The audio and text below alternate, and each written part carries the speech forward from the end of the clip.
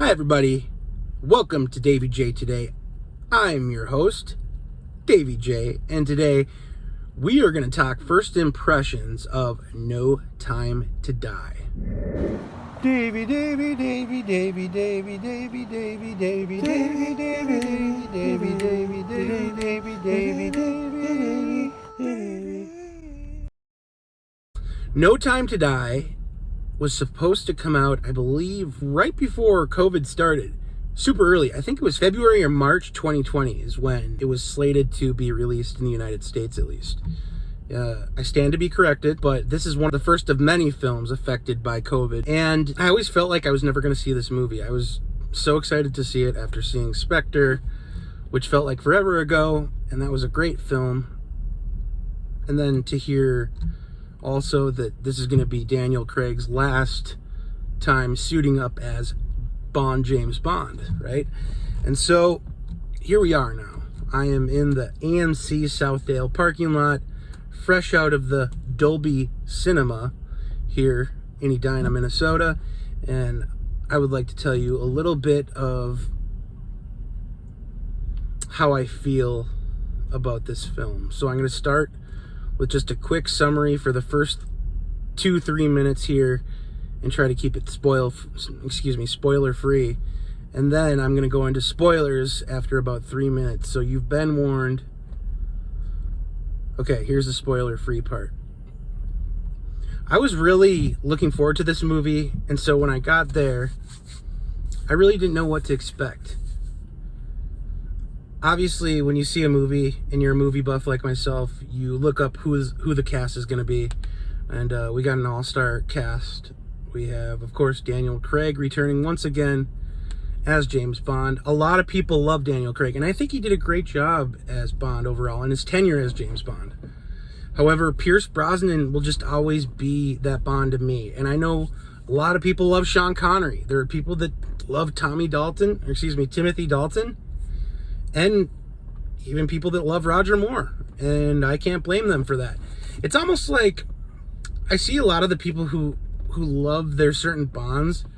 It's like a product of the time that you grew up. So when I was growing up, and the first Bond movie I saw, I believe was GoldenEye, which came out in 1995. And there was a really awesome N64 game that came out, same title as the movie, and it was just like, you're playing GoldenEye. The movie is just so awesome. GoldenEye was so action-packed. I mean, driving a tank through Moscow, but you're not going to get that in No Time to Die. Anyways, I digress. So I knew about the cast, Rami Malek as the big bad here. What is his name? Christoph? I don't know. Anyways, I'm not too good with names. But Blofeld, the other villain, he's barely in this one, even though he survives in the last one, spoiler. But he's in this a little bit, and he doesn't do too much as far as Spectre is concerned. What you have here is Rami Malek as the big bad, and then his new girlfriend, Sudo, or whatever, the French girl who's just the beautiful blonde girl, who is the love interest of James Bond in this film. And basically what you see is James Bond starting out in retirement, and he's but it's never really retirement for James Bond.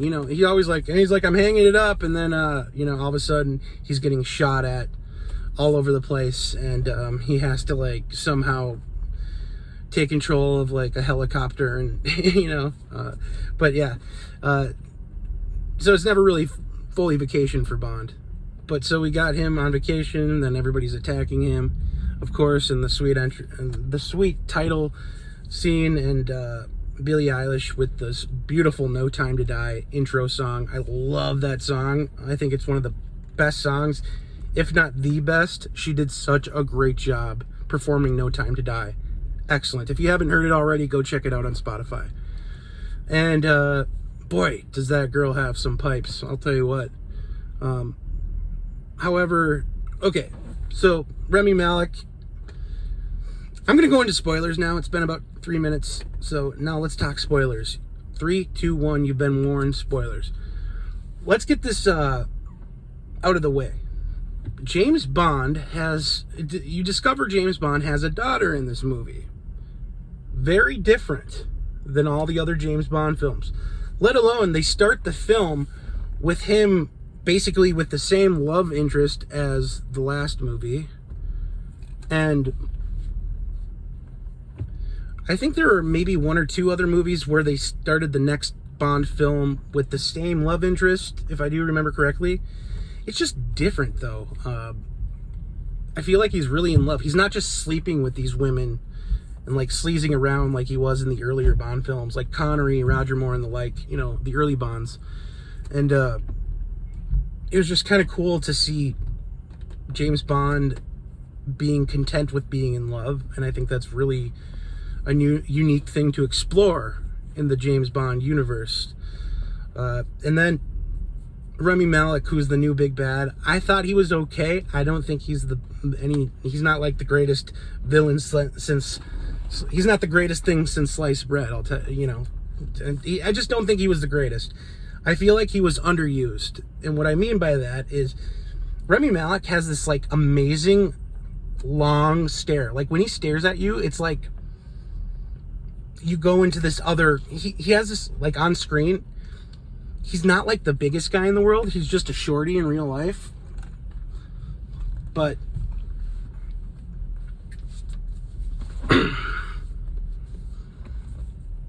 he's not the biggest guy in the world by any means, but he's just, it's more of his facial movements. He moves his mouth around a lot. He has a really cool deep voice, and just the stare that just sucks you in. And the stare can say all types of things. Those eyes, they can say, hey, I'm trying to look into you and I got you sized up. And they can also say, hey, don't mess with me, don't screw with me, because I will get you, or whatever. And that's what you get here. And he's perfect for that. But I don't think it's the best villain in the world. I mean, the main like big bad super weapon here are basically plants and poisonous plants, and I felt like that fell kind of short for me. It fell flat for me. The plants as the major antagonist, not really my thing. So I just don't think it was the best. That's my personal opinion. Also, towards the last quarter of the film, you find out James Bond has a daughter. Same blue eyes and everything, just like Daniel Craig or whatever. And then at the end, spoiler alert, James Bond dies. It's so strange. He's never died before in a Bond film. I really doubt they're going to start the next movie, and I think they will do more movies. I'm hoping they will. But I doubt they'll do the next movie where he's like crawling out of a vent or whatever. But we'll see. We'll see what happens. I was really impressed with the action. Like I said, I saw this movie in Dolby Cinema, it's called.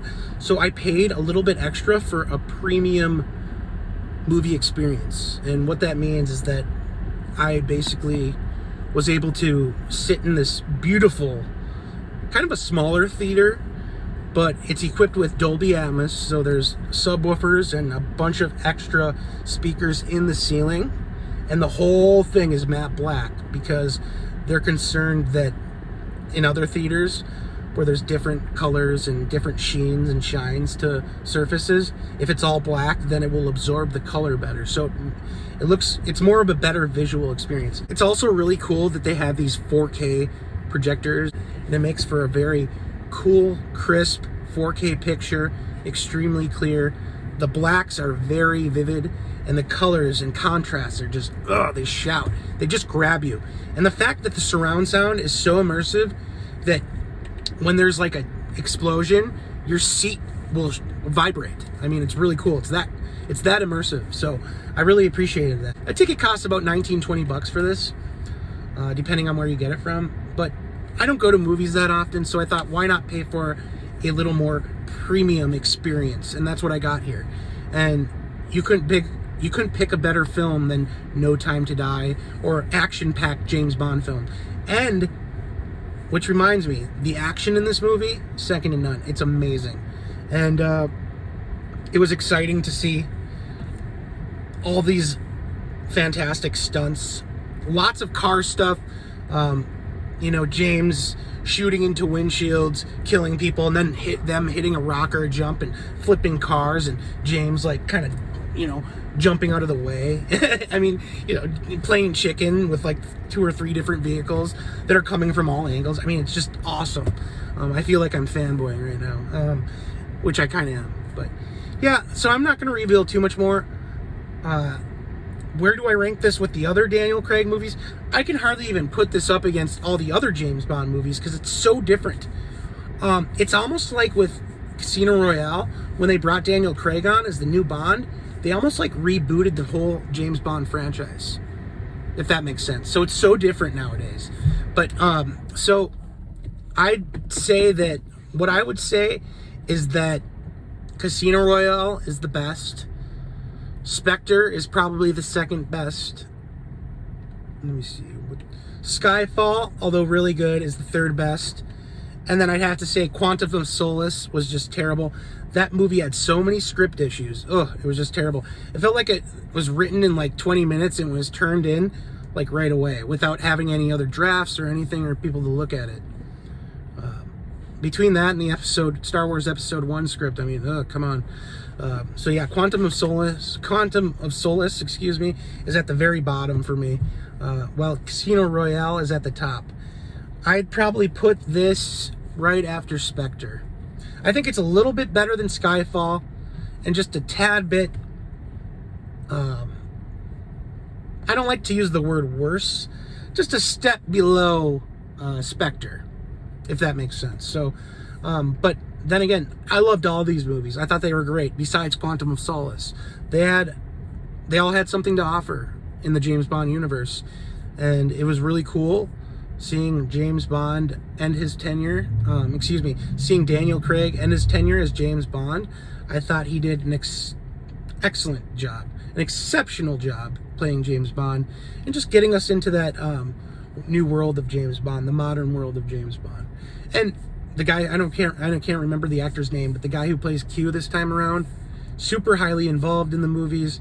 Unlike Q would have these like 10-minute scenes in all the other movies, which Q has always been an awesome character, and even in Ian Fleming's novels, Q is awesome. But it's really cool to see Q be such a big part of the plot. So plus he's really funny. The guy who plays him is just awesome. And but like I said, Bond kind of passes away at the end of this movie.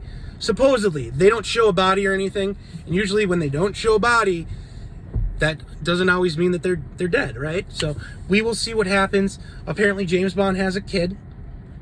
Apparently he may have died. Oh, and also, let me get this elephant out of the room.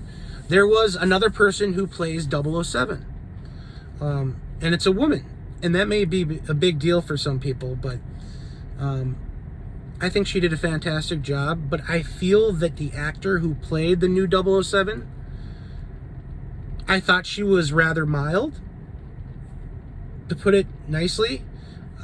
She did she did a bunch of really cool stunt-like performances where she lit a few guys up, shot at some guys really quick, really fast, and that was cool to see.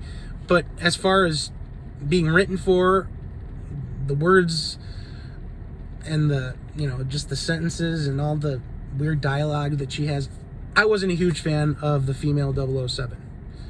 And not because it was a bad decision, but because the actress in the script regarding the new 007 was just kind of like meh. I feel like they could have done a lot better with it, and I feel like they just wanted to play it safe and didn't want to take too much away from Daniel Craig by casting someone amazing in that role. But now 007 is just a number at MI6. And so, yeah, that's how I feel about No Time to Die. It should be in theaters for at least another month, so go check it out, see for yourself, let me know what you think. Did you see the movie? How did you see it? Did you see it in IMAX? Did you see it like I did in Dolby Cinema? Did you see it at a drive-thru? Who knows? Comment down below. Let me know how you felt. And thanks for watching. Thanks for subscribing. And be sure to like this video. And I will see you in the next one. Thank you.